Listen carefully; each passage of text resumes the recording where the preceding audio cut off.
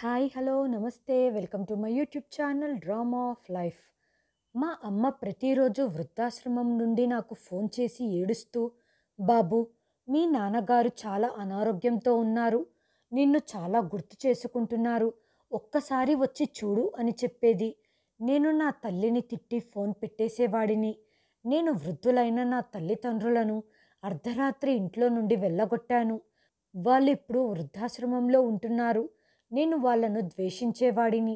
ఈ దుఃఖంతోనే మా నాన్నగారు చనిపోయారు. నేను అతని అంత్యక్రియలకు కూడా వెళ్ళలేదు. 9 నెలల తర్వాత నా తల్లి ఫోన్ చేసి, మీ నాన్న నీ కోసం ఒక నిజాన్ని వదిలిపెట్టి వెళ్ళారు, వచ్చి తీసుకొని వెళ్ళు అని చెప్పింది. నేను పరిగెడుతూ నా తల్లి దగ్గరికి వెళ్ళాను. కానీ అక్కడికి వెళ్ళగానే నాకు స్పృహ కోల్పోయినంత పనయ్యింది. ఎందుకంటే తన తల్లి నుండి నిజం తెలుసుకున్నప్పుడు ఆలోక్ పూర్తిగా కోపంగా ఉన్నాడు. అతని తల్లి వృద్ధాప్యంలో గర్భవతి అయ్యింది. ఈ వార్త చుట్టుపక్కల ప్రాంతాలన్నిటికీ వ్యాపించింది. అతని తండ్రి సిగ్గుతో తలదించుకొని ఆలోక్ని శాంతింపచేయటానికి ప్రయత్నిస్తూ, బాబు, ఈ విషయాన్ని ఇక్కడే వదిలిపెట్టు అన్నా ఆలోక్ వినటానికి నిరాకరించాడు. ఈ వయసులో అతని తల్లి గర్భవతి అయ్యింది అని ప్రజలందరూ అతన్ని చూసి ఎగతాళి చేస్తున్నారు. అతడు ఇవన్నీ భరించలేక కఠినంగా ఇలా అన్నాడు, అమ్మా, నిజం చెప్పు, ఇదంతా ఎలా జరిగింది? కానీ అతని తల్లి మాత్రం, బాబు, నాకు కొంత సమయం ఇవ్వు, నేను నీకు నిజం చెబుతాను అని చెప్పింది. ఏ నిజం అంటూ ఆలోక్ అకస్మాత్తుగా అరిచాడు. కానీ అతని తల్లి కళ్ళల్లో కన్నీళ్లు చూసి అతడు మౌనంగా ఇంట్లో నుండి బయటికి వెళ్ళిపోయాడు. అతడి వెనకాల అందరూ గుసగుసలాడుకుంటున్నారు. అందరి కళ్ళు అతనిపైనే ఉన్నాయి. చూసావా, ఆలోక్ తల్లి ఈ వయసులో జన్మనివ్వబోతుంది. వయసొచ్చాక మనుషులు వృద్ధులవుతారు. కానీ ఇక్కడ దీనికి విరుద్ధంగా జరుగుతుంది. ఇది విన్న ఆలోక్, ఏంటి, వీళ్ళు నా తల్లి పవిత్రతను అనుమానిస్తున్నారా అంటూ అతను త్వరగా తన స్నేహితుల దగ్గరికి వెళ్ళాడు. వాళ్ళు ఎగతాళిగా నవ్వుతూ, ఒరేయ్, ఏం జరుగుతుంది? మీ అమ్మ నిజంగానే అని కన్ను గీటుతూ విశాల్ అడిగాడు. ఆలోక్ కోపంగా, ఈ అర్థం పర్థం లేని మాటలు ఆపండి అని అరిచాడు. కానీ అతని స్నేహితులు మాత్రం పగలబడి నవ్వుతూ, అరే, నీకెందుకు కోపం వస్తుంది? నీ కుటుంబం అందరినీ ఆశ్చర్యపరిచింది అని విహాన్ అనటంతో ఇది విన్న ఆలోక్ ఓపిక నశించింది.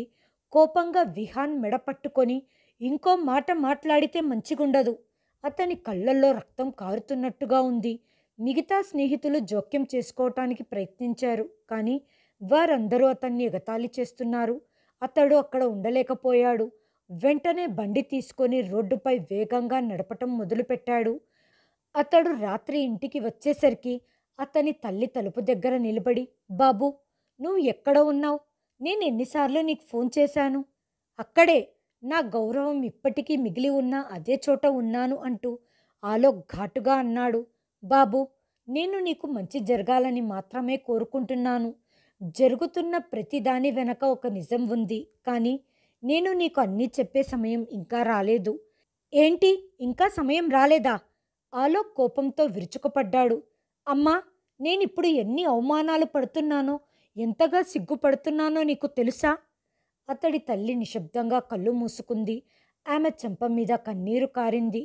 బాబు, నీ గౌరవం నా గౌరవం కంటే ముఖ్యమా? ఈ మాట ఆలోక్ హృదయాన్ని కత్తిలా గుచ్చుకుంది. కానీ ఆ క్షణంలో అతను భావోద్వేగాలతో గుడ్డివాడైపోయాడు. అవును, నాకు నా గౌరవం చాలా ముఖ్యం. ఇలా చెబుతూ అతను కోపంగా వణుకుతూ తన గదివైపు వెళ్ళాడు. రాత్రి 12 గంటల సమయంలో ఆలోక్ కోపంగా తన తల్లిదండ్రుల గదిలోకి ప్రవేశించాడు. అతని ముఖంలో వింతైన కఠినత్వం ఉంది. అతని తల్లి మంచం మీద పడుకొని ఉంది. నిద్రలో కూడా ఆమె విచారంగా కనిపిస్తుంది. అతడి తండ్రి కుర్చీలో కూర్చొని ఆకాశం వైపు చూస్తూ ఉన్నాడు. ఆలోక్ కఠినమైన స్వరం ఆ నిశ్శబ్దాన్ని బద్దలు కొట్టింది. తల్లిదండ్రులు ఇద్దరు షాకై, బాబు, ఏమయ్యింది అంటూ ఆందోళనగా అడిగారు. ఇక నుంచి మీరు ఈ ఇంట్లో ఉండలేరు అన్న ఆలోక్ మాటలు అతని తల్లిని మెరుపులా తాకాయి. బాబు, ఏం చెబుతున్నావు? ఇది మన ఇల్లు కదా అని చెబుతుంటే ఆమె గొంతు వణికిపోతుంది. అవును, ఇది మీ ఇల్లే, కానీ ఇప్పుడు కాదు. నా ఇంటిని నేను ఒక వేడుకగా మార్చలేను. అందరూ నన్ను ఎగతాళి చేస్తున్నారు. నా గౌరవం మంట కలిసిపోయింది. దానికి మీరిద్దరే బాధ్యులు అనటంతో ఆ తల్లి ముఖం దుఃఖంతో పాలిపోయింది. బాబూ, మేము నీ తల్లిదండ్రులం, మేమెక్కడికని వెళ్తాము అని ఏడుస్తూ అడిగింది. నాకవన్నీ తెలియదు, మీరు ఈ ఇంట్లో ఉండటానికి వీలు లేదు అంటూ ఆలోక్ తలుపు వైపు సైగ చేస్తూ, వెంటనే ఇక్కడి నుండి వెళ్ళండి బాబూ, ఆ దేవుడి కోసమైనా అలా చెయ్యకు అంటూ అతని తండ్రి అతని చెయ్యిని పట్టుకోవటానికి ప్రయత్నించాడు. కాని ఆలోక్ కోపంగా చేతిని పక్కకు లాగేసుకొని, ఆ దేవుడి పేరు చెప్పి నన్ను బాధ పెట్టకండి, ఇప్పటికే నేను చాలా అనుభవించాను, ఇప్పుడే ఇక్కడి నుండి వెళ్ళిపోండి అనటంతో అతని తల్లి కళ్ళల్లో నీళ్లు తిరిగాయి. ఆమె ఏమీ అనలేకపోయింది. సహాయం అడుగుతున్నట్టుగా ఆమె తన భర్త వైపు చూసింది. బాబూ, మమ్మల్ని అంత తేలిగ్గా వెళ్ళిపోమంటున్నావా? మేము నిన్ను పెంచాము, నీకోసం ఎన్నో త్యాగాలు చేశాము, కాని ఈరోజు అంటూ ఆ తండ్రి గొంతు మూగబోయింది. కాని ఆలోక్ అతని వైపు చూడలేదు. నాన్నగారు, ఈ మాటలన్నీ వ్యర్థం, నేనింకే వివరణ వినాలనుకోవటం లేదు. బాబూ, ఈ సమయం పోతుంది కానీ నువ్వు చేస్తున్న ఈ గాయం ఎప్పటికీ మానదు అని తల్లి వేడుకుంది. ఈ గాయాన్ని మీరే కలిగించారు, నన్ను ప్రపంచం ముందు అవమానించారు అని ఆలోక్ అరుస్తూ తలుపు తెరిచాడు. తల్లి తన కొడుకు వైపు చివరిసారిగా చూసింది. అతనిలో కఠినత్వం, ద్వేషం మాత్రమే ఉన్నాయి. పద సురేఖ, మనం ఉండటానికి ఒక స్థలాన్ని వెతుక్కోవాలి అని ఆ తండ్రి బాధతో అన్నాడు. సురేఖ వణుకుతున్న చేతులతో తన కొంగును సరిచేసుకొని చెప్పులు లేకుండగానే తలుపు వైపు నడిచింది. తమను ఇంట్లో పెట్టుకోవటానికి తన కొడుకు ఇష్టపడటం లేదని ఆమెకు తెలుసు. నిస్సహాయంగా ఆమె తన భర్తతో కలిసి బయటకు నడిచింది. అతని తల్లి కన్నీటి కళ్ళల్లో ఉన్న బాధను అతను ఎప్పటికీ మర్చిపోలేడు. కానీ అతడు తన నిర్ణయంపై ధీమాగా ఉన్నాడు. తల్లిదండ్రులు వీధిలోకి చేరుకోగానే ఆలోక్ తలుపు మూసేశాడు. వెళ్తూ వెళ్తూ సురేఖ ఇంటివైపు తిరిగి చూస్తూ ఆమె గడిపిన జీవితాన్ని, తన కొడుకు పెరిగిన క్షణాలను గుర్తు చేసుకుంది. కానీ ఆ కొడుకే ఆమెను నిరాశ్రయురాల్ని చేశాడు. ఇప్పుడు మనం ఎక్కడికి వెళ్దామంటూ సురేఖ తన భర్త చెయ్యిని పట్టుకుని అడిగింది. సురేఖ, చింతించకు, మనకు ఎక్కడో ఒక చోటు దొరుకుతుంది అంటూ విరిగిన మనసుతో కళ్ళ నిండా కన్నీళ్లతో అన్నాడు. రాత్రి చీకటిలో నిస్సహాయంగా నడిచి నడిచి ఇద్దరూ అలసిపోయారు. ఎముకలు కొరికే చలి. సురేఖ, ఇప్పుడు మనం ఏం చేయాలి, ఎక్కడికి వెళ్ళాలి అనటంతో సురేఖ చుట్టూ చూసింది. వారికి తలదాచుకోవటానికి స్థలం లేదని ఆమెకు తెలుసు. అకస్మాత్తుగా ఆమె భర్తకు ఒక ఆలోచన తట్టింది. పట్టణానికి అవతల వైపు వృద్ధాశ్రమం ఉంది, మనం అక్కడికి వెళ్దాం అనటంతో ఆమె నెమ్మదిగా తల ఊపింది. చివరిసారిగా వెనక్కి తిరిగి చూసింది. బహుశా తన కొడుకు తలుపు తెరిచి తమను పిలుస్తాడు అని ఆశించి ఉండవచ్చు. కానీ తలుపు మూసి ఉంది. కొన్ని గంటలు ప్రయాణించిన తర్వాత వాళ్ళు ఒక బిల్డింగ్ ముందు నిలబడ్డారు. అక్కడ సీనియర్ సిటిజన్ కేర్ హోమ్ అని బోర్డుపై రాసి ఉంది. అక్కడ ఉన్న సిబ్బంది వారిని ప్రశ్నార్థకంగా చూశారు. కానీ వారి నిస్సహాయతను అర్థం చేసుకొని వారికి ఒక చిన్న గదినిచ్చారు. గదిలో 2 పాత మంచాలు, ఒక చిన్న టేబుల్ ఉంది. సురేఖ మంచం మీద కూర్చుంటూ, ఆ దేవుడి దయవల్ల మనం తలదాచుకోవటానికి ఒక స్థలం దొరికింది అంటూ బలవంతంగా నవ్వే ప్రయత్నం చేసింది. వాళ్లకు వృద్ధాశ్రమంలో సమయం నిలిచిపోయినట్టుగా అనిపించింది. అప్పుడప్పుడు వృద్ధుల మూలుగుడు లేదా నర్సుల అడుగుల శబ్దం వినిపించేది. సురేఖ ఆరోగ్యం రోజురోజుకు క్షీణించింది. ఆమె గంటలు తరబడి నిశ్శబ్దంగా కూర్చొని అలా ఆకాశం వైపు చూస్తూ ఉండేది. ఆమెను ఆలోచనలలో నుండి బయటికి తీసుకురావటానికి ఆమె భర్త ఆమెకు టీ తయారు చేసిచ్చేవాడు. ఆమెతో మాట్లాడటానికి ప్రయత్నించేవాడు. అయినా ఆమె క్రమంగా బలహీన పడుతూ ఉంది. సురేఖ, నువ్వేం ఆలోచిస్తున్నావు అంటూ అతడు ఒకరోజు ఆమె చెయ్యి పట్టుకొని అడిగాడు. ఏం లేదు, తల్లిగా ఉండటం ఎంత వింతగా ఉంటుందో. కొడుకు ఎంత పెద్దవాడైనా అతను తన తల్లికి ఎప్పుడూ పిల్లవాడే. పిల్లలు తల్లిదండ్రులను విడిచిపెట్టినప్పటికీ ఒక తల్లి పిల్లలను ఎప్పుడూ విడిచిపెట్టదు. ఆలోక్ ఏదో ఒకరోజు తప్పు తెలుసుకొని తిరిగి ఫోన్ చేస్తాడని ఆశించారు. ప్రతిరోజు వాళ్ళు ఆలోక్కి ఫోన్ చేసేవారు. బాబు ఆలోక్, ఎలా ఉన్నావు? నాన్నగారు, మీరు మాటిమాటికి ఫోన్ ఎందుకు చేస్తున్నారు అంటూ కఠినంగా అడిగాడు. బాబు, మీ అమ్మకి ఆరోగ్యం బాగోలేదు. ఒకవేళ నువ్వు నాన్నగారు, నేను బిజీగా ఉన్నానని చెప్పాను కదా, దయచేసి నన్ను ఇబ్బంది పెట్టకండి అని చెప్పి కాల్ డిస్కనెక్ట్ చేసేవాడు. అతడు ఫోన్ పట్టుకొని సురేఖ వైపు చూశాడు. ఏం జరిగిందో ఆమెకు అప్పటికే అర్థమైపోయింది. ఆమె కన్నీటి కళ్ళతో తన భర్తపై చెయ్యి వేసి, దేవుణ్ణి ప్రార్థించండి, ఒకరోజు అతడు మనల్ని గుర్తు చేసుకుంటాడు అంది. రాత్రి అందరూ నిద్రపోతున్నప్పుడు ఆలోక్ తండ్రి నిశ్శబ్దంగా మంచం మీద నుండి లేచి కిటికీ దగ్గర కూర్చొని బయటికి చూస్తూ, సురేఖ, నా గుండె చాలా బరువెక్కింది. ఏమండి, ఆ దేవుణ్ణి ప్రార్థించండి, అన్నీ ఆయనే సరిచేస్తాడు అంది. ఎప్పటిలాగే అతడు ఆలోక్కి కాల్ చేయటానికి మొబైల్ తీసుకున్నాడు. కానీ అతని చేతులు వణుకుతున్నాయి. అతను అతి కష్టం మీద నెంబర్ని డైల్ చేసి, హలో ఆలోక్ బాబు. నాన్నగారు, మళ్ళీ మీరు ఫోన్ చేస్తున్నారా? నన్ను డిస్టర్బ్ చేయొద్దని చెప్పాను కదా. బాబు, ఒక్కసారి మమ్మల్ని చూడటానికి రా. మీ అమ్మకు బాగోలేదు. నాకు కొన్ని రోజులుగా ఛాతీలో నొప్పిగా ఉంది. నాన్నగారు, దయచేసి నన్ను టెన్షన్ పెట్టకండి. నేను ఇప్పటికే చాలా టెన్షన్లో ఉన్నాను. నేను ఇంకా మీ నాటకాలు వినలేను. మీకు అనారోగ్యంగా ఉంటే డాక్టర్ దగ్గరికి వెళ్ళండి, ఇందులో నన్ను లాగకండి అని ఫోన్ డిస్కనెక్ట్ చేశాడు. అప్పుడే సురేఖ, ఆలోక్ ఏం చెప్పాడు అని మెల్లగా అడిగింది. బలవంతంగా నవ్వుతూ, ఏమీ లేదు, బిజీగా ఉన్నాను అన్నాడు. మరుసటి రోజు అతడి ఆరోగ్యం అకస్మాత్తుగా క్షీణించింది. ఛాతీ నొప్పితో పాటు ఊపిరి పీల్చుకోవటం కష్టమయ్యింది. అతడి నుదుటిపై చెమటలు పట్టాయి. సురేఖ గారు భయపడిపోయి నర్సును పిలవటానికి పరిగెత్తింది. కానీ అప్పటికే చాలా ఆలస్యమయ్యింది. త్వరగా అంబులెన్స్కి ఫోన్ చేయండి, పెద్దాయనకు గుండెపోటు వచ్చినట్టుంది అని నర్స్ చెప్పింది. మేము మా వంతు ప్రయత్నం చేశాం, కానీ కాపాడలేకపోయాం. అతడు గుండెపోటుతో మరణించాడు అని చెప్పి డాక్టర్ వెళ్ళిపోయారు. ఆ మాట విన్న సురేఖ, లేదు, అలా జరగకూడదు. నా భర్త నన్ను వదిలి వెళ్ళడు.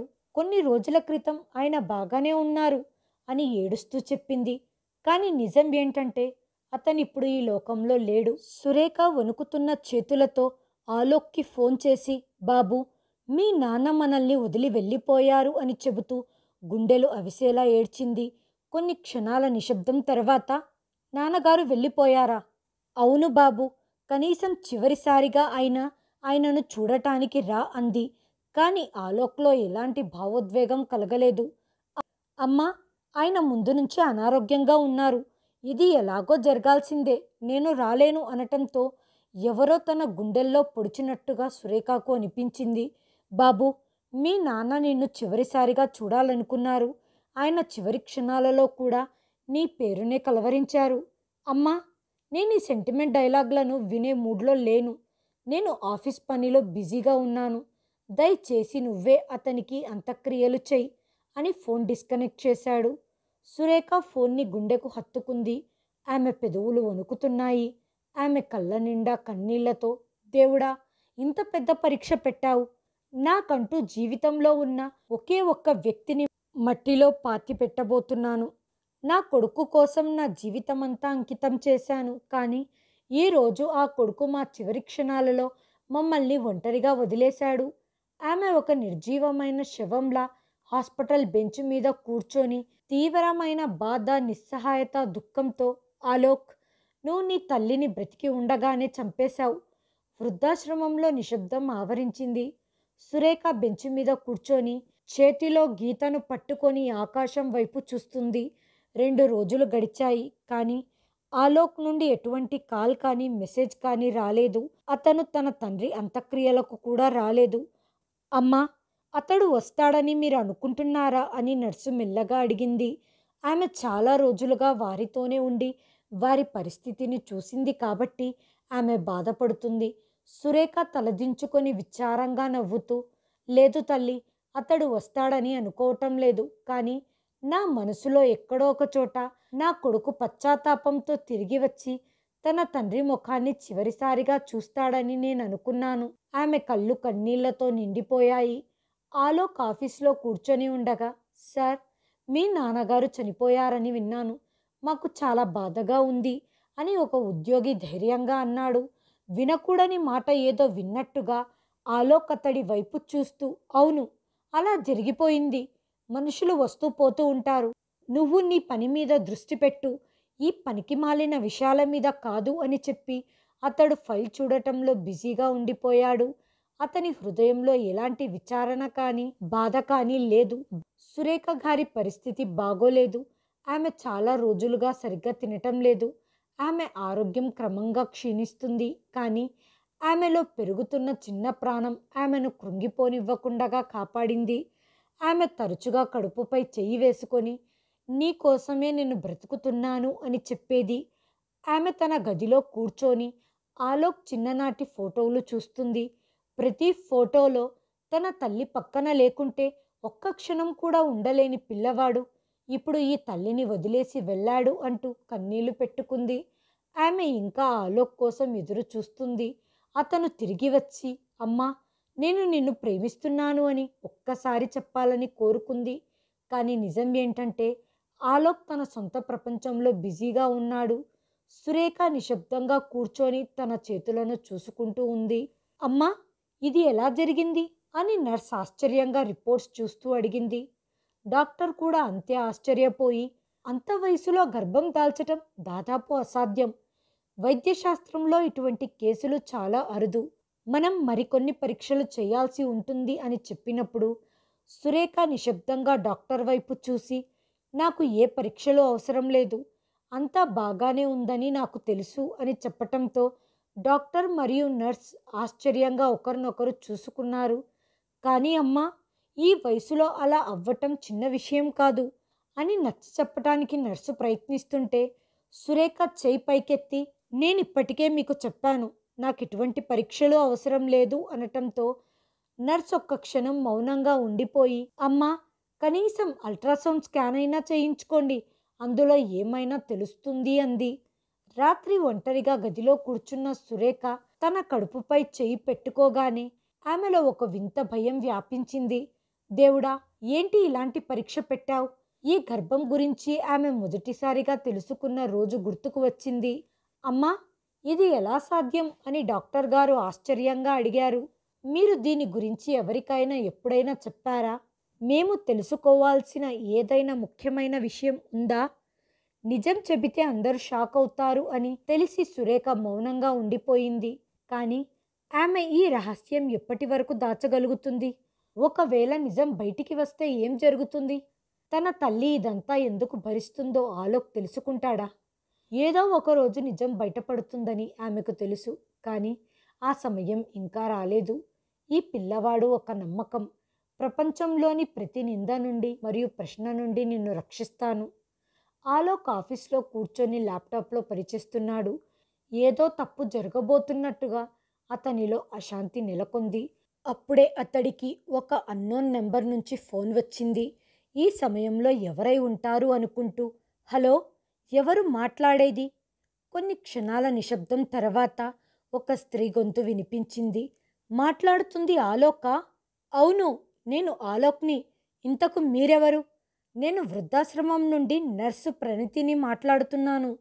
మీకొక ముఖ్యమైన విషయం చెప్పాలి అని నర్సు ఒక్క నిమిషం ఆగి ఆ తర్వాత ఆలోక్ ఆత్మను కదిలించే మాట చెప్పింది. కంగ్రాట్స్ ఆలోక్ గారు, మీకు తమ్ముడు పుట్టాడు. ఒక్క క్షణం ఆలోక్ నేనేమైనా తప్పుగా విన్నానా అనుకొని మీరేం చెబుతున్నారు అని ఆశ్చర్యంగా అడిగాడు. సార్, మీ అమ్మగారు కొడుకుకు జన్మనిచ్చారు. ఆ బిడ్డ గురించి తెలుసుకోవాల్సిన విషయం ఉంది కాబట్టి మేము మీతో వివరంగా మాట్లాడాలి అనుకుంటున్నాము అనటంతో ఆలోక్ చేతులకు చెమటలు పట్టాయి. అతని గుండె వేగంగా కొట్టుకోవటం ప్రారంభించింది. ఆలోక్ సార్, మీరు వెంటనే వచ్చి మీ అమ్మని మీ తమ్ముణ్ణి చూడమని మేము అభ్యర్థిస్తున్నాము అనటంతో ఆలోక్ పాతగాయం మళ్ళీ రేగినట్టయింది. ఇదంతా విన్నప్పుడు అతనికి సిగ్గుగా కోపంగా అనిపించింది. ఇవన్నీ అర్థం పర్థం లేని పనులు, నాకు ఈ విషయాలపై ఆసక్తి లేదు అని ఆలోక్ కోపంగా ఫోన్ కట్ చేశాడు. ఆ తర్వాత అతడు గట్టిగా ఊపిరి పీల్చుకొని నాకు నిజంగా తమ్ముడు పుట్టాడా? ఆ నర్సు నాకేం చెప్పాలనుకుంది? వస్తున్న ఆలోచనలను తల విదిలించుకుంటూ లేదు, నేను మళ్ళీ ఆ ఉచ్చులో పడను.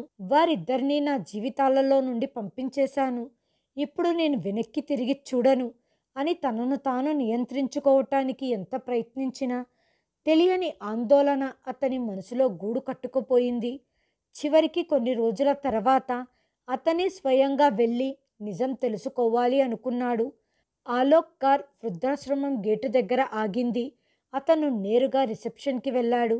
అక్కడి నర్స్ ప్రణీత అతన్ని చూసి ఆశ్చర్యపోయి, సార్, మీరొచ్చేశారా? అనవసరమైన మాటలు మాట్లాడకుండగా ముందు నా తల్లిని చూపించండి. నర్స్ నిశ్శబ్దంగా తనని సురేఖ గదికి తీసుకుని వెళ్ళింది. ఆలోక్ కోపంగా తలుపు తెరిచాడు. ఎదురుగా అతని తల్లి కుర్చీపై కూర్చొని ఉంది. ఆమె చేతుల్లో ఒక అందమైన పిల్లవాడు ఉన్నాడు. ఆమె ఆ పిల్లవాడి వైపు ప్రేమగా చూసి నుదుటిపై ముద్దు పెట్టుకుంది. దాంతో ఆలోక్ కోపం మరింత ఎక్కువయింది. ఈ నాటకాలేంటి అని అతను గర్జించాడు. సురేఖ షాక్ అయి అతని వైపు చూసింది. ఈ పిల్లవాడు ఎవరి బిడ్డ అంటూ ఆలోక్ వేలు చూపిస్తూ అన్నాడు. కానీ సురేఖ మాత్రం సమాధానం చెప్పలేదు. తుఫాను నుండి బిడ్డను రక్షిస్తున్నట్టుగా ఆమె ఆ పిల్లవాడిని తన దగ్గరికి లాక్కుంది. అమ్మా, నిజం చెప్పు, ఈ బిడ్డ ఎవరిది? నీ వయసులో ఇది ఎలా సాధ్యం? అంటే అందరూ చెప్పేది నిజంగా నిజమేనా అని ప్రశ్నిస్తుంటే సురేఖ మాత్రం మౌనంగా ఉండిపోయింది. అమ్మా, ఇది ఏదైనా పాపం యొక్క ఫలితమా అని అడగగానే ఇది విన్న ఆమె ముఖం పాలిపోయింది. తలుపు దగ్గర నిలబడి ఇదంతా వింటున్న నర్స్ ప్రణతి అకస్మాత్తుగా, మిస్టర్ అలోక్, మీ అమ్మపై ఇంత నీచమైన ఆరోపణ చేయటానికి మీకు సిగ్గుగా లేదా? అయితే చెప్పండి, ఇది ఎలా జరిగిందో అంటూ ఆలోక్ కఠినంగా నర్సుతో అన్నాడు. సురేఖ వణుకుతున్న చేతులతో బిడ్డను తన ఛాతీకి హత్తుకొని మౌనంగా ఉండిపోయింది. ఆమె కళ్ళల్లో కన్నీళ్లు ఉన్నాయి. అమ్మా, నువ్వెందుకు మౌనంగా ఉన్నావు? నువ్వు నిజమెందుకు చెప్పటం లేదు అని ఆలోక్ అరిచాడు. తడిసిన కళ్ళతో సురేఖ ఆలోక్ వైపు చూసి, సమయం వచ్చినప్పుడు నిజం బయటపడుతుంది బాబు.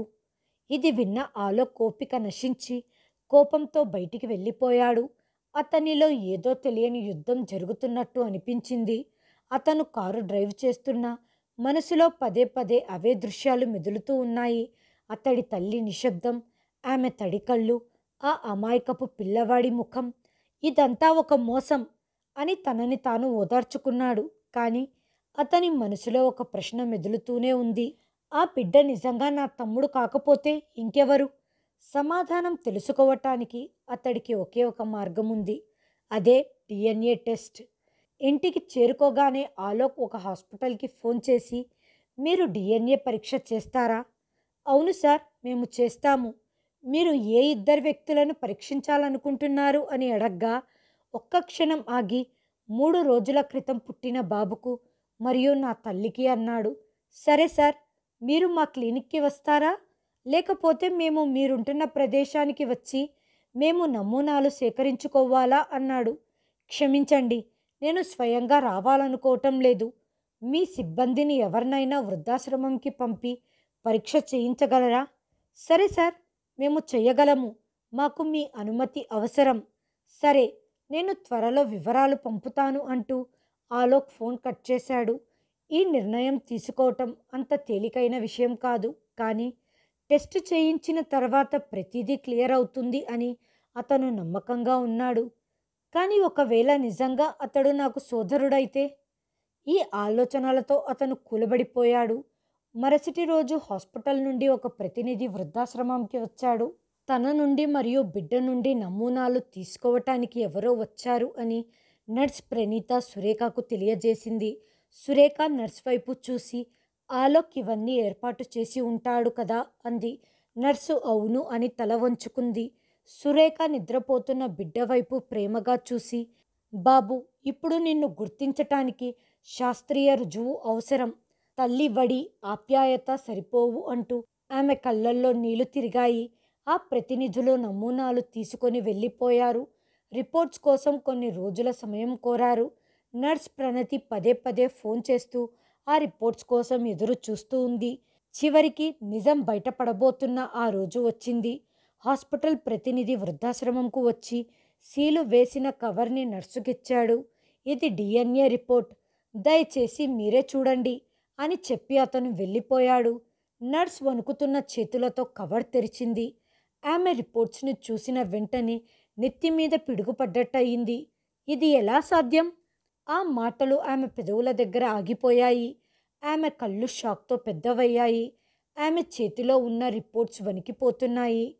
లేదు, అది పొరపాటు కావచ్చు అని ఆమె రిపోర్ట్స్ని మళ్ళీ చదివింది. కానీ అవే పదాలు స్పష్టంగా రాసి ఉన్నాయి. ఆ పిల్లవాడు ఆలోక్ తమ్ముడు కాదు, అతడి కొడుకు అని. నర్స్ అడుగులు తడబడ్డాయి. ఆమె వెంటనే సురేఖ గదికి పరిగెత్తింది. కంగారు పడుతున్న నర్సును చూసి, తల్లి, ఏమయ్యింది, ఎందుకంత టెన్షన్గా ఉన్నావు అని అడిగింది. అమ్మ, రిపోర్ట్స్ వచ్చాయి అంటూ తన ముందు ఉంచింది. కాగితంపై ఏమి రాసి ఉందో ఆమెకు అప్పటికే తెలిసినట్టుగా నిశ్శబ్దంగా ఉంది. అమ్మా, ఇదంతా ఏంటి? సురేఖ తలదించుకుంది. ఆమె కళ్ళల్లో దాగి ఉన్న రహస్యం ప్రపంచం ముందుకు వచ్చినట్టుగా. అవును, ఇది నిజమే తల్లి. కానీ అమ్మ, ఇది ఎలా సాధ్యం? నర్సు నమ్మలేకపోయింది. సురేఖ కళ్ళల్లో నుంచి కన్నీళ్లు కారాయి. తల్లి, ఈ నిజం ఏదో ఒక రోజు బయటపడుతుంది. అక్కడ ఆలోక్ కూడా రిపోర్ట్స్ కోసం ఎదురు చూస్తున్నాడు. ఫలితాలు తనకు అనుకూలంగా వస్తాయి అని అతడు నమ్మకంగా ఉన్నాడు. అంతలో అతని ఫోన్ మోగింది. కంగారుగా ఉన్న నర్స్ గొంతు వినగానే అతడి గుండె వేగంగా కొట్టుకుంటుంది. సార్, మీరు ఓల్డేజ్ హోమ్కి రావాలి. రిపోర్ట్స్ వచ్చాయి. మీ కళ్ళతో మీరు సత్యాన్ని చూడాలి. ఏంటి మీ ఉద్దేశం? ఆ రిపోర్ట్స్లో ఏముంది? నర్స్ ఒక్క క్షణం మౌనంగా ఉండి, సార్, ఆ పిల్లవాడు మీ తమ్ముడు కాదు, మీ సొంత కొడుకు అని చెప్పింది. ఇది విని అతని కాళ్ళ కింద నుండి నేల జారిపోయినట్టయింది. మీరేమంటున్నారో మీకైనా అర్థమవుతుందా? ఇది ఎలా సాధ్యం? అతని శరీరంలో వణుకు మొదలయ్యింది. ఆలోక్ సార్, ఇది నిజం. ఇప్పుడు మీరు వచ్చి మీ అమ్మని అడిగి ఆ రహస్యాన్ని తెలుసుకోండి అనటంతో ఆలోక్ చేతుల్లో నుంచి ఫోన్ జారిపోయింది. అతడి గుండె వేగంగా కుట్టుకుంటుంది. అతడి మనసులో ఒకే ఒక ప్రశ్న ప్రతిధ్వనిస్తుంది. ఇదంతా ఎలా జరిగింది? ఈ నిజం నా ముందుకు ఇంత ఆలస్యంగా ఎందుకు వచ్చింది? అతడు ఒక పిచ్చివాడిలా కారు తాళాలు తీసుకుని బయటికి పరిగెత్తాడు. కార్ స్టార్ట్ చేసి వృద్ధాశ్రమం వైపు వేగంగా వెళ్ళాడు. అతడు ఆశ్రమానికి చేరుకున్న తర్వాత లోపలికి ప్రవేశించాడు. నర్స్ అప్పటికే తలుపు దగ్గర నిలబడి అతడి కోసం ఎదురు చూస్తూ ఉంది. మా అమ్మ ఎక్కడ ఉంది అని ఆలోక్ కఠినంగా అడిగాడు. సార్, మీ అమ్మగారు గదిలో ఉన్నారు. దయచేసి ఆమెతో ప్రశాంతంగా మాట్లాడండి. ఆమె ఇప్పటికే చాలా బాధలో ఉన్నారు. ఏంటి, బాధలో ఉందా అని ఆలోక్ వ్యంగ్యంగా నవ్వుతూ, మరి నేను? నా ప్రపంచం మొత్తం కదిలిపోయింది. మీరేమో నన్ను ప్రశాంతంగా మాట్లాడమని అడుగుతున్నారా? అతడు త్వరగా తలుపు తెరిచి లోపలికి వెళ్ళాడు. అతని తల్లి మంచం మీద కూర్చొని ఉంది. పక్కనే బాబు నిద్రపోతున్నాడు. అమ్మా! ఆలోక్ గొంతులో కోపం, ఆశ్చర్యం, బాధ నిండిపోయింది. ఇదంతా అబద్ధం కదా? సురేఖ నెమ్మదిగా ఆలోక్ వైపు చూసి తడి కళ్ళతో, బాబు, ఒకరోజు నువ్వు వచ్చి ఈ ప్రశ్న అడుగుతావని నాకు తెలుసు. మరి సమాధానం చెప్పమ్మా. ఈ పిల్లవాడు నాకు తమ్ముడు కాకుండగా నా కొడుకు ఎలా అవుతాడు? ఆమె కళ్ళల్లో కన్నీళ్లు తిరిగాయి. కానీ మౌనంగా ఉండిపోయింది. అమ్మా, దయచేసి ఏదైనా చెప్పు. నిజంగా మన గౌరవాన్ని దెబ్బతీసేటువంటి పని ఏదైనా చేశావా? ఇది విన్న ఆ తల్లి ముఖం చిన్నబోయింది. ఆమె వణుకుతున్న చేతులతో ఆ బిడ్డను కౌగిలించుకొని, బాబు, నువ్విప్పుడు ఏదైతే అన్నావో అది వినటానికి నేను చాలా భయపడ్డాను. అమ్మా, నీ మౌనం నా అనుమానాలను మరింత పెంచుతుంది. నాకు నిజం తెలుసుకోవాలని ఉంది. ఇప్పుడే, ఈ క్షణమే. అప్పుడు సురేఖ గారు గట్టిగా ఊపిరి పీల్చుకొని, బాబు, నేను చెప్పబోయే దానికి సిద్ధంగా ఉండు. ఎందుకంటే ఈ నిజం నిన్ను పూర్తిగా కదిలిస్తుంది. ఆలోక్ కళ్ళల్లో అశాంతి ఉంది. అతడు నిశ్శబ్దంగా నిలబడి ఉన్నాడు. సురేఖ నిద్రపోతున్న బిడ్డ వైపు చూసి, ఆలోక్, ఈ పిల్లవాడు నీ కొడుకే. నువ్వు కొన్ని సంవత్సరాల క్రితం చేసిన పాపానికి చిహ్నం. ఇది విన్నప్పుడు ఆలోక్ అడుగులు తడబడ్డాయి. ఇక దాచటానికి ఏమీ లేనట్టుగా ఆమె కళ్ళు మూసుకుంది. అవును ఆలోక్, నాలో నేను దాచుకున్న నిజం ఇది. ఈ బిడ్డ నీ సొంత రక్తం, నీ సొంత కొడుకు. అదేవిధంగా కొన్ని సంవత్సరాలుగా మన మధ్య ఉన్న గోడ ఈరోజు కూలిపోబోతుంది. ఆలోక్ మొద్దుబారిపోయాడు. అతని తల్లి మాటలు అతని ఆత్మను వణికించాయి. అతడు నిర్ఘాంతపోయి, ఇది అబద్ధం అని గట్టిగా అరుస్తూ అన్నాడు. ఇది ఎలా సాధ్యం? ఈ పిల్లవాడు నా కొడుకు ఎలా అవుతాడు అంటూ తల్లివైపు చూశాడు. ఆమె కళ్ళల్లో సంవత్సరాల తరబడి దాగి ఉన్న బాధ కనిపించింది. దానిని ఆమె మనసులో అణిచిపెట్టుకొని ఉంది. బాబు, ఒక సంవత్సరం పాటు నా హృదయంలో దాచుకున్న నిజం నీకు చెప్పే సమయం ఆసన్నమయ్యింది. ఆలోక్ గుండె వేగంగా కొట్టుకోవటం ప్రారంభించింది. నీకు గుర్తుందా ఆలోక్? కొన్ని సంవత్సరాల క్రితం నీ జీవితంలోకి ఒక అమ్మాయి వచ్చింది. ఇది విన్నప్పుడు ఆలోక్ కళ్ళ ముందు జ్ఞాపకాలు మెదిలాయి. ఆ రోజు ఆలోక్ మొదటిసారిగా కృతికాను ఒక యూనివర్సిటీలో చూశాడు. విశాలమైన కళ్ళు, అందమైన చిరునవ్వు, ఆకర్షణీయమైన ముఖం. ఆమె కొత్తగా తన క్లాస్లో చేరింది. మొదట్లో అది కేవలం పరిచయం మాత్రమే, కానీ తర్వాత అది ప్రేమగా మారింది. ఆలోక్కి మాత్రం అది ఒక టైంపాస్ ప్రేమ కావచ్చు, కానీ కృతిక మాత్రం అతడి కోసం తన ప్రపంచాన్ని మొత్తం వదులుకోవటానికి సిద్ధపడింది.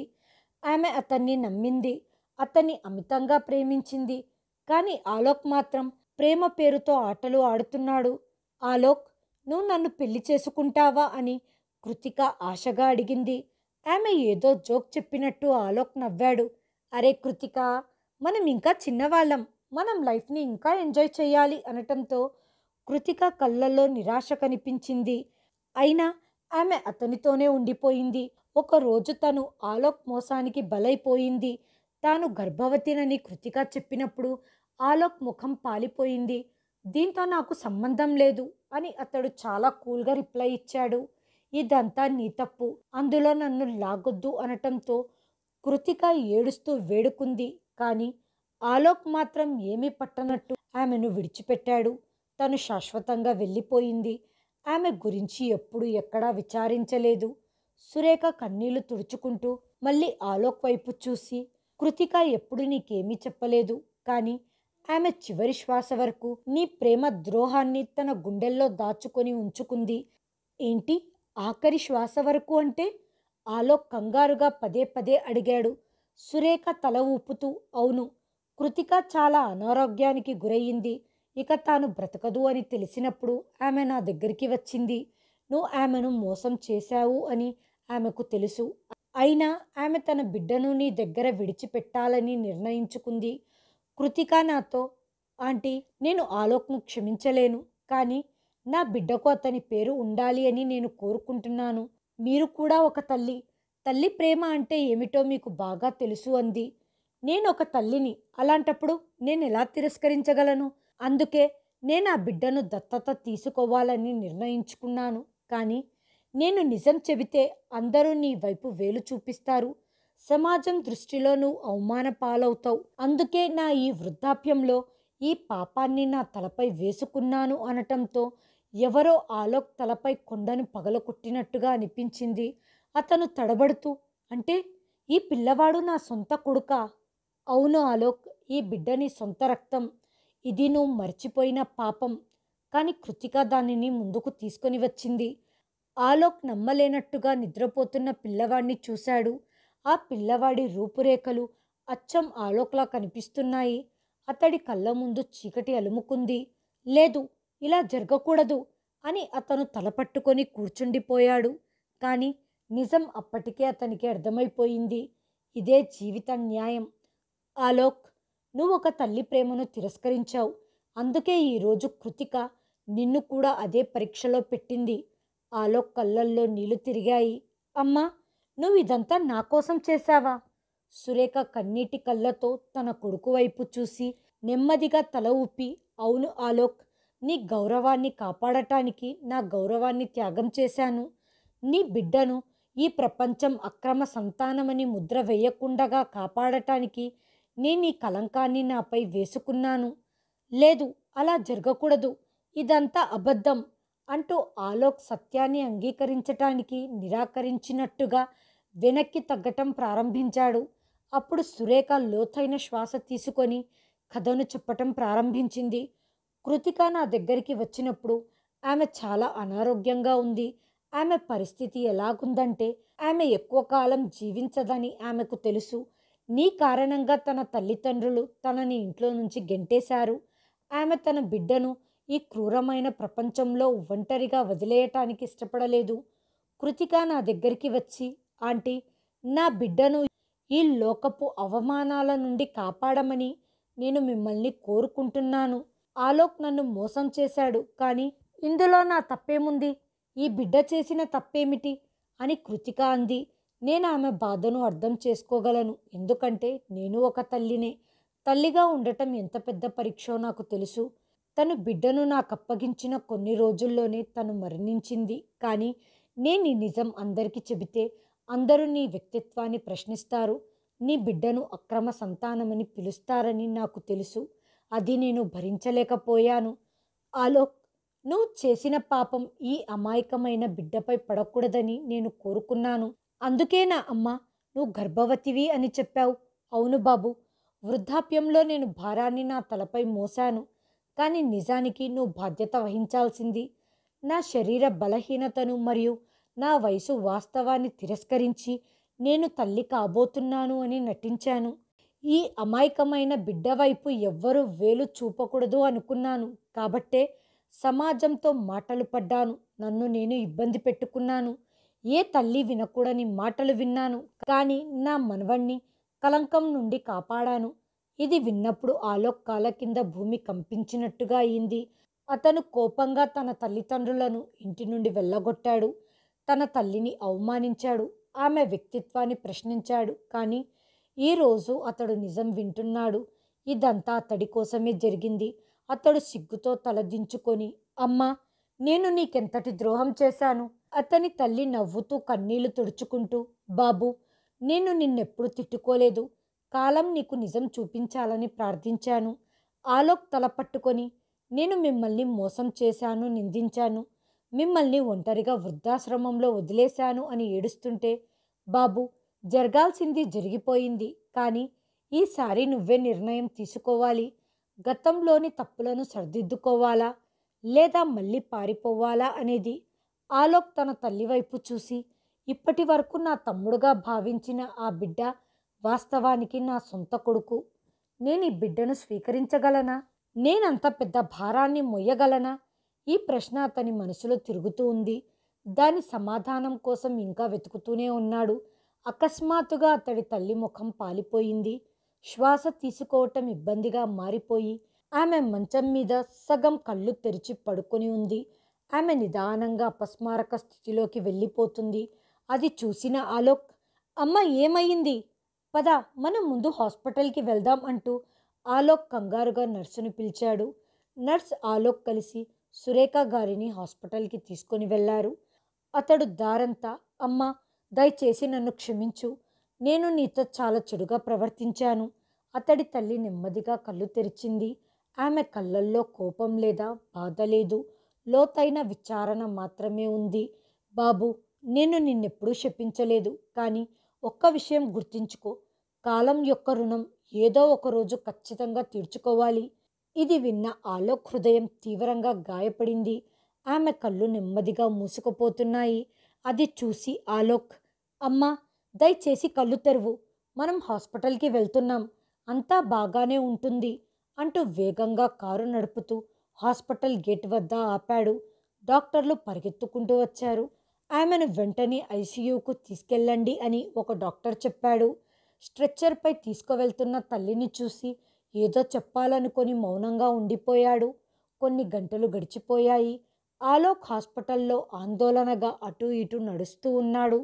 డాక్టర్ ఐసీయూ నుండి బయటికి వచ్చి, ఆలోక్ సార్, అమ్మ ఆరోగ్యం మెరుగుపడాలని ఆ దేవుణ్ణి ప్రార్థించండి. పరిస్థితి చేయి దాటిపోతుంది. ఇది విన్న ఆలోక్ గుండెలో బాధగా అనిపించింది. అతడు హాస్పిటల్లోని గుడి దగ్గరికి వెళ్ళి, దేవుడా, నేను దోషిని. నా తల్లికి అన్యాయం చేశాను. ఆమెను హింసించాను. ఆమె ప్రేమను పట్టించుకోలేదు. దయచేసి నా తల్లిని కాపాడు అని వెక్కి వెక్కి ఏడుస్తున్నాడు. అతడి ఏడుపులు హాల్ మొత్తం ప్రతిధ్వనించాయి. అతడు తన తల్లి మంచం పక్కన కూర్చొని ఆమె చెయ్యిని పట్టుకొని ఏడుస్తూ, అమ్మా, నన్ను క్షమించు. నేను చాలా చెడ్డ కొడుకుని. నీ ప్రేమ లేకుండగా నేనుండలేను. నువ్వు నన్ను క్షమించాను అని ఒక్కసారి చెప్పు. నువ్వు లేకుండా నేను ఎలా బ్రతకాలి? నేను నిన్ను ఒంటరిగా వదిలేశాను, హింసించాను. అయినా నువ్వు నన్ను తిట్టలేదు. నర్స్ గది తలుపు దగ్గర ఏడుస్తూ నిలబడింది. డాక్టర్ నెమ్మదిగా వచ్చి సురేఖ పల్స్ చెక్ చేసి ఆలోక్ వైపు చూస్తూ, క్షమించండి ఆలోక్ సార్, ఆమె ఇక ఈ లోకంలో లేదు. ఈ మాట ఆలోక్ను మెరుపులా తాకాయి. అతను తన తల్లి నిర్జీవ చేతులను ముద్దాడి ఆమె పాదాల వద్ద తలను ఉంచి కన్నీళ్లు పెట్టుకున్నాడు. తన తల్లి శాశ్వతంగా వదిలి వెళ్ళిపోయింది. కానీ ఆమె జీవితంలోని ఒక గొప్ప పాఠం నేర్పింది. తల్లి ప్రేమ అమూల్యమైనది. తన తల్లి మృతదేహం పక్కన కూర్చున్నప్పుడు కన్నీళ్లు ఆగే ప్రసక్తి లేనట్టుగా వస్తూనే ఉన్నాయి. అమ్మా, నేను నిన్ను కోల్పోయాను అంటుంటే అతని తల్లి ఇంకా వింటున్నట్టుగా గాలిలో మృదువైన శబ్దం వినిపించింది. ఆ శ్మశాన వాటిక నిశ్శబ్దం అతని అంతర్గత ఒంటరితనాన్ని మరింత తీవ్రతరం చేస్తుంది. నేను నా అహంకారం మరియు మొండితనం కోసం నా జీవితంలో ప్రతిదీ త్యాగం చేశాను. కానీ మీ ప్రేమే నా అతిపెద్ద ఆస్తి అని నేను ఎప్పుడూ అనుకోలేదు. అతను తన తల్లి బూడిదపై చేతిని ఉంచాడు. చివరిసారిగా ఆమెను తాకాలనుకున్నట్టుగా. నేను కాలాన్ని వెనక్కి తిప్పగలిగితే నేను నిన్ను నా నుండి ఎప్పటికీ దూరం చేసుకోను. అతడు ఆకాశం వైపు చూస్తూ, దేవుడా, నా తల్లికి స్వర్గంలో అత్యున్నత స్థానాన్ని ప్రసాదించు. ఆమె లేని ఈ ప్రపంచం ఒక నిర్జన ప్రదేశం. వృద్ధాశ్రమంలోని నర్స్ ప్రణీత బిడ్డను ఎత్తుకొని ఆలోక్ వైపు చూస్తూ, ఈ బిడ్డ మీ సొంత రక్తం. ఈ బిడ్డను మీ తల్లిని వదిలేసినట్టుగా వదిలేస్తారా? లేకపోతే అతన్ని కూడా అనాథాశ్రమంలో వదిలిపెడతారా? అన్యం పుణ్యం ఎరగని ఆ పిల్లవాడిని చూడగానే ఆలోక్ కళ్ళల్లో కన్నీళ్లు తిరిగాయి. ఈ బిడ్డను కాపాడుకోవటానికి తన తల్లి చేసిన త్యాగాన్ని అతను గుర్తు చేసుకున్నాడు. నెమ్మదిగా అతడు నర్సు దగ్గర నుంచి ఆ బిడ్డను తీసుకొని ఒట్టేసి చెబుతున్నాను, నేను నిన్ను ఎప్పటికీ ఒంటరిగా వదిలిపెట్టను. నా తల్లితో నేను చేసిన తప్పును మళ్ళీ ఎప్పటికీ జరగదు. సంవత్సరం గడిచిపోయింది. ఆలోక్ జీవితం మారుతూ వచ్చింది. తన తప్పులకు ప్రాయశ్చిత్తంగా తన తల్లి వాత్సల్యాన్ని గుర్తు చేసుకుంటూ తన కొడుకును పెంచాడు. కానీ విధి నిర్ణయాలు ఎప్పుడూ ఒకరి ఇష్టానికి అనుగుణంగా జరగవు. ఈరోజు ఆలోక్ వయసు 75 సంవత్సరాలు. అతను తన తల్లిదండ్రులు ఒకప్పుడు ఉన్న చోటే ఉన్నాడు. అదే పాత వృద్ధాశ్రమంలో. అదే ఒంటరితనం, అదే నిరీక్షణ. అతను ఒక కుర్చీలో కూర్చొని కిటికీలో నుంచి ఎవరి కోసమో ఎదురు చూస్తున్నట్టుగా పాత జ్ఞాపకాలను గుర్తు చేసుకుంటూ ఉన్నాడు. అప్పుడే నర్స్ వచ్చి అతని పక్కన కూర్చుంటూ, ఆలోక్ సార్, ఏం ఆలోచిస్తున్నారు? ఆలోక్ నెమ్మదిగా తలపైకెత్తి, నేను జీవితాన్ని చూస్తున్నాను. ఒక వ్యక్తి ఇతరులకు ఏదైతే చేస్తాడో అదే తిరిగి ఇచ్చేదే జీవితం. ఒకప్పుడు నేను నా తల్లిదండ్రులను ఇక్కడ వదిలి వెళ్ళాను. ఎందుకంటే వాళ్ళు నా జీవితానికి భారంగా మారారు అని నాకు అనిపించింది. నేను వాళ్ళ భావాలను పట్టించుకోలేదు. నా అహంకారానికి, సమాజం యొక్క మాటలకే ఎక్కువ ప్రాముఖ్యతనిచ్చాను. నేను తండ్రిని అయినప్పుడు నా తప్పులను సరిదిద్దుకోవాలి అనుకున్నాను. నేను కోల్పోయినవన్నీ నా కొడుకుకిచ్చాను. నా రక్తం మరియు చెమటతో అతన్ని పెంచాను. అతనికి ఉత్తమమైన విద్యను, మెరుగైన జీవితాన్నిచ్చాను. కానీ ఈరోజు నేను అన్నీ ఇచ్చిన అదే కొడుకు నన్ను ఇక్కడ వదిలేశాడు. నేను నా తల్లిదండ్రులను వదిలి వెళ్ళిన అదే చోటు. మా అమ్మ వెళ్ళేటప్పుడు ఒక మాట చెప్పింది. ఈరోజు అది నిజమయ్యింది. బాబు, నేను నిన్నెప్పుడు తిట్టలేదు. కానీ కాలం యొక్క రుణం ఎప్పటికైనా తీర్చుకోవాల్సిందే. ఇలా చెబుతూ ఆలోక్ శూన్యం వైపు చూస్తూ ఉండిపోయాడు. కాలం ఎవరిని క్షమించదన్న కఠినమైన సత్యాన్ని ఈ కథ ప్రతిబింబిస్తుంది. మనం ఇతరులకు ఏమి చేసినా అది ఏదో ఒక రూపంలో మనకు తిరిగి వస్తుంది. తల్లిదండ్రుల గౌరవం మరియు ప్రేమ అన్నిటికంటే గొప్ప ఆస్తి. ఎందుకంటే కాలం మారినప్పుడు మనం ఏ విత్తనాన్ని నాటామో దాన్నే కొయ్యాల్సి ఉంటుంది అని మనం గ్రహించాలి. హాయ్ ఫ్రెండ్స్, ఈ వీడియోను చివరి వరకు చూసినందుకు ధన్యవాదాలు. ప్లీజ్ సబ్స్క్రైబ్ చేయండి, లైక్ చేయండి, షేర్ చేయండి, కామెంట్ చేయండి. Thanks for watching.